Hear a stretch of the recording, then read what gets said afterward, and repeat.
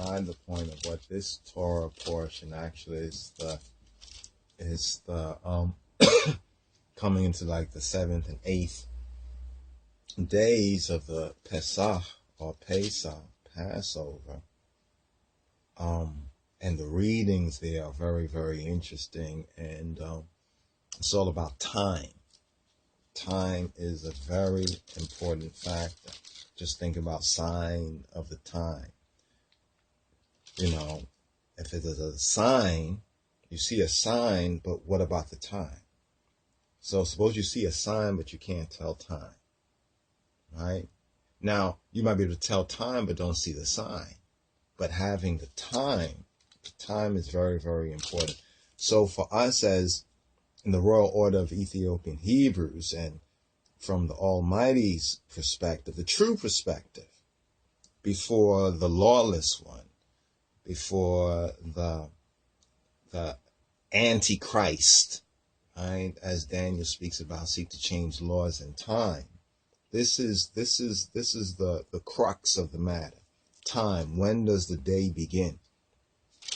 The day begins from sunset, the true day, the day that the creator of day and night created according to his thought. And yes, I said his thought. According to his thought, the day begins from sunset. The day begins with the evening.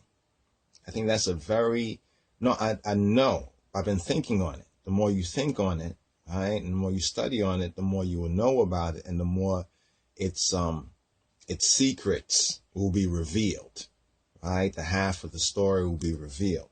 So we got time all wrong. We got time. That's why the lost sheep are running out of time. They got time all wrong. They can't tell time. They see all the signs. Like Bob Marley said, life is one big road with lots of signs. They're traveling, riding through the ruts and the rough. Their minds is all complicated because everything is out of time. This is why the biggest thing that most people would say is, oh, I don't have time. I don't have time. Oh, I need to make time. Fool, you can't make time. You need to take time, but you need to be able to tell time, to know what time it is. I think the Moshiach, the Messiah, Christ, also speaks concerning time. In one of his statements to the Pharisees and the scribes and the leaders, right, of the so-called thought, the leaders of the people thought, like the religious folks. It's the religious folks that should be telling you this. But the religious folks are all in bed with the world. They love the world, right? Therefore, the love of the Father is not in them. Therefore, the people perish because of a lack of this da'at, a lack of this fundamental, this crux. This is the crux. This is the root, being able to tell time. Evening and morning is one day. So the new day begins from sunset and from the evening. This is one reason why, for those who are in the right order, in the order of thought, that their thought is not chaotic, right? Being in this world is chaotic, because when does the Sabbath begin? Well, they say the Sabbath is Saturday, and therefore Saturday you would think begins from the sun, when the sun rises on the Saturday. No. But then you say, well, how come they who are Hebrews and even so-called Jews begin the Sabbath from Friday evening? Well, it's not something they made up. They are keeping with the right time. So you say, oh, we need to be like the Jews. And the Jews are, they stick together and they do this. Well, they can tell time. So by time you keep the Sabbath in the Western Babylonian sense, Saturday, you begin your Sabbath from the Saturday when the sun is rising, and say the day began with sunrise, you're already late. You're already on the tail, in the sense, the tail end. He says he makes us the head and not the tail. So this is why the lost sheep in the house of Israel are so ass backward, is because they can't tell time, right? But the word day when we use the word day in the scriptures, in the Bible, there are three main ways in which the word day, in the Hebrew, it will be yom, the word day is used, right? Firstly, it's that part of the solar day of 24 hours, which is light, solar day. Now we're looking at the full globe, right?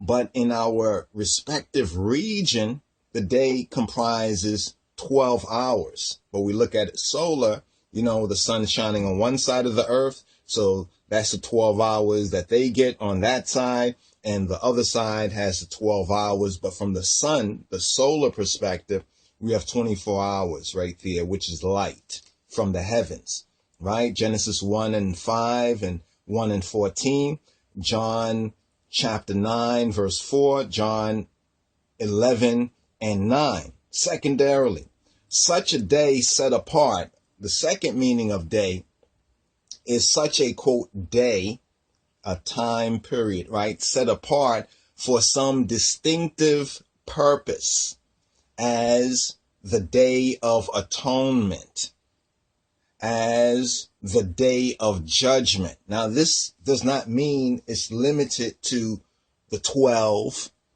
right? Or the solar 24, right? It could be indefinite, right? When it says the day, a new day, right? We're in a new day. So every day in that new day is part of the new day. So on that level, day is more of a consciousness, but it's a distinctive, it's a time set, right? Set apart for some distinctive purpose. So what qualifies it is what comes after. So the day of, right? When we say the day of the Lord, some people really think the day of the Lord is going to be like,